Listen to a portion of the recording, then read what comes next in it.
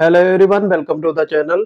सामान्य हिंदी के अंतर्गत इस वीडियो में वाच्य और काल से संबंधित क्वेश्चन देखेंगे।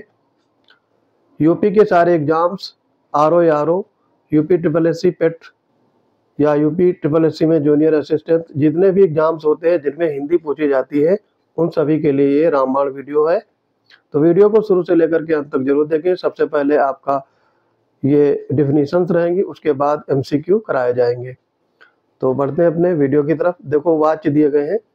तो वाच्य आपके तीन प्रकार के होते हैं, कृतवाच्य, कर्मवाच्य और भाववाच्य। इनमें एक उदाहरण देखेंगे और उसकी डिफिनीशन।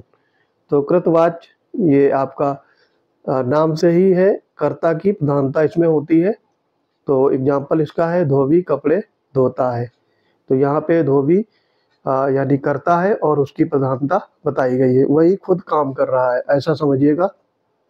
कर्मवाच्य में कर्म की प्रधानता होती है। कर्म क्या है यहाँ पर? कपड़े।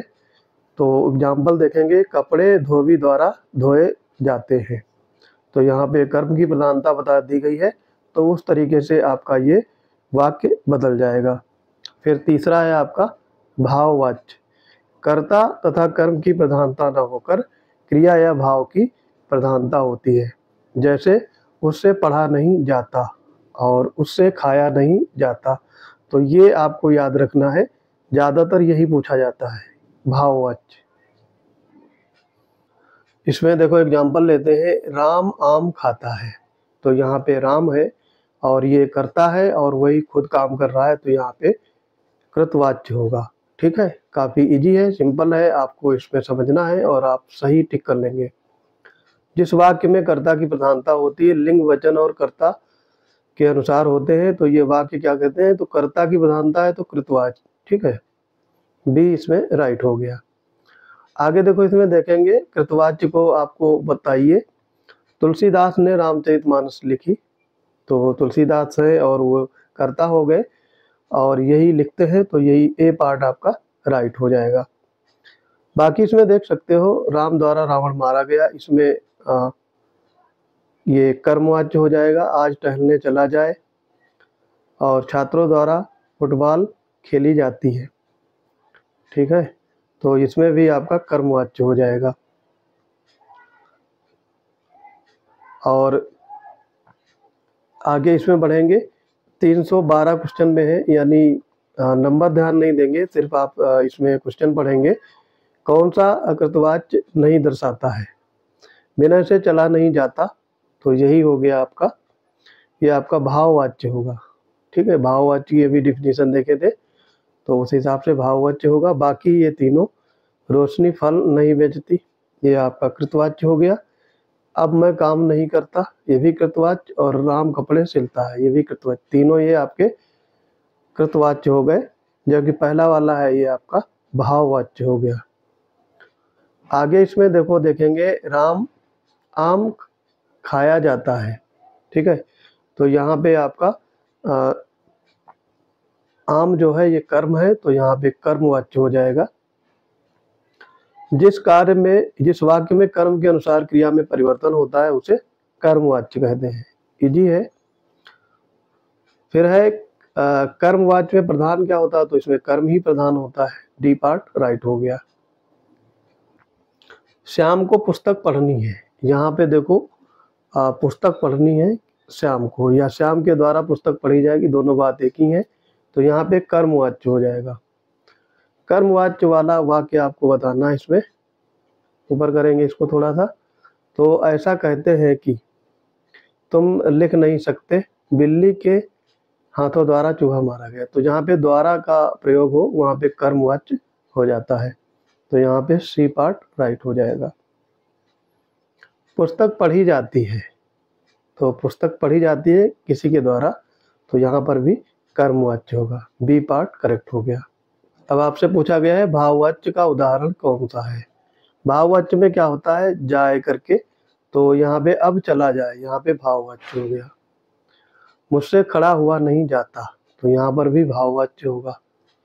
जाए या जाता, इस टाइप के ये भाववाच्य को दर्शाते हैं। भाववाच्य बताना है यहाँ पे। तो यहाँ पे मोहन से बैठा नहीं जाता, सी पार्ट आपका राइट हो गया। ये यूपी ट्रिपल एससी वीडियो 2018 में पूछा गया था। आगे इसमें देखेंगे अंतिम, कौन सा वाक्य भाववाच्य दर्शाता है। ठीक है, तो यहाँ पे मुझसे खाया नहीं जाता, सी पार्ट आपका भाववाच्य हो जाएगा। अब देखते हैं काल से संबंधित, पहले डिफिनीशन देखेंगे और उसके बाद में क्वेश्चंस की प्रैक्टिस करेंगे। काल से संबंधित प्रश्न देखेंगे तो आपको पता होगा काल 3 प्रकार के होते हैं, भूतकाल, वर्तमान काल और भविष्य काल। इसी क्रम में आपको वहाँ पे नोट्स बनाने और पढ़ना है, याद रखना है। अब देखो ये तो बच्चों को पता होता है कि भूतकाल, वर्तमान काल और भविष्य काल, लेकिन इसमें कई भेद होते हैं, वो भेद आपको पढ़ने वही पूछे जाएंगे। तो भूतकाल के आपके 6 भेद होते हैं। सामान्य भूतकाल, ठीक है, सामान्य भूतकाल ये पहला भेद हो गया भूतकाल का। तो मैंने पुस्तक पढ़ी, सिंपल सा मैंने पुस्तक पढ़ी। दूसरा हो जाएगा आसन्न भूतकाल, गाड़ी चली गई है, ये आपका आसन्न भूतकाल, यानी गाड़ी चली गई है, अभी अभी गाड़ी गई है तो गाड़ी चली गई है। पूर्ण में मैं सोया था, जहाँ पर था आ जाए यानी एकदम से काम पूरा हो गया तो वहाँ पर पूर्ण भूतकाल होगा। अपूर्ण में क्या है, ये आपका पास्ट कंटिन्यूअस होता है, तुम लेख लिख रहे थे। संदिग्ध में डाउट होगा या उसने खाना खा लिया होगा।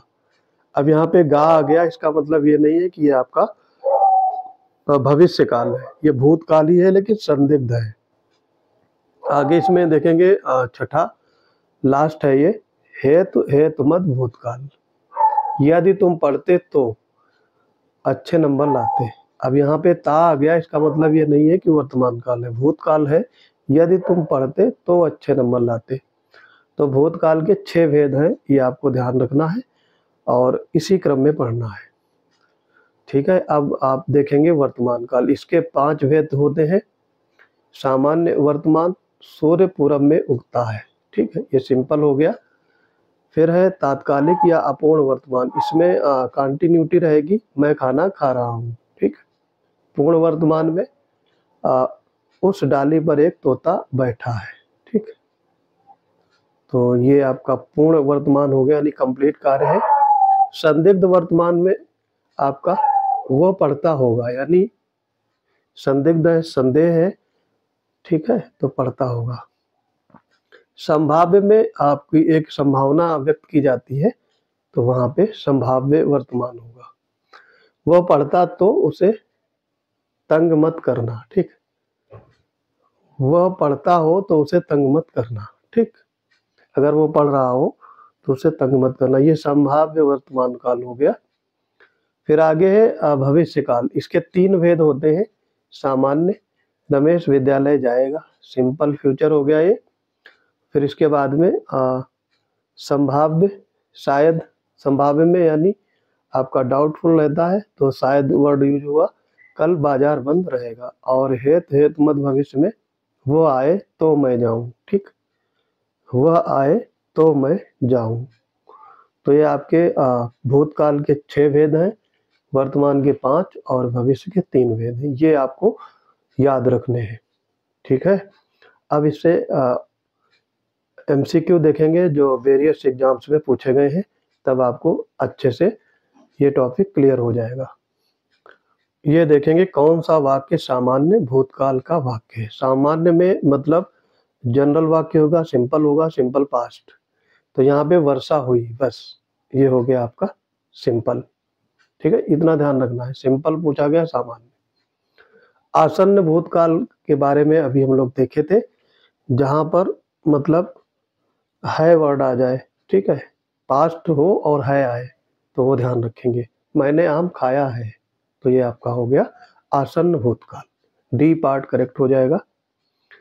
मैंने आम खा लिया है, फिर से यहाँ पर आसन्न भूत हो गया। वाक्य में आपको कुछ न कुछ ट्रिक याद रखनी होगी, तभी आप इनके डिफ्रेंशिएट कर पाएंगे। कौन सा वाक्य पूर्ण भूतकाल है, पूर्ण में यानी पूरा हो गया हो काम कोई भी, वह आए थे, तो जहाँ पर थे आ जाए या था कुछ भी तो वो आए थे, तो ये आपका पूर्ण भूतकाल, सी पार्ट करेक्ट हो जाएगा। अच्छा, वे खा रहे थे, तो ये अपूर्ण भूतकाल होगा क्योंकि अभी काम चल रहा है। आगे इसमें देखेंगे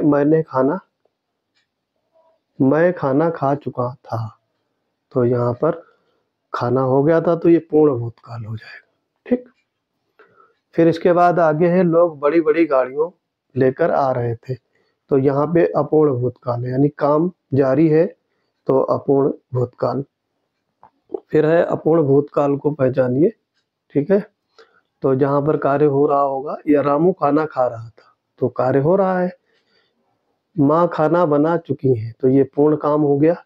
मुझे बाहर जाना है, ये आपका वर्तमान काल हो गया। हम घूमने जाएंगे, ये आपका सामान्य भविष्य काल। ठीक। आगे इसमें देखेंगे वह सो रहा था, तो यहाँ पे अपूर्ण भूतकाल होगा, सी पार्ट करेक्ट हो गया। सीता सो रही थी, यहाँ पर भी अपूर्ण भूतकाल। सुरेश गीत गा रहा था, यहाँ पर भी अपूर्ण भूतकाल। फिर आगे इसमें है उस डाली पर एक तोता बैठा है। ठीक है, तो यहाँ पे तोता है, बैठा है और कंप्लीट हो गया है, तो ये सामान्य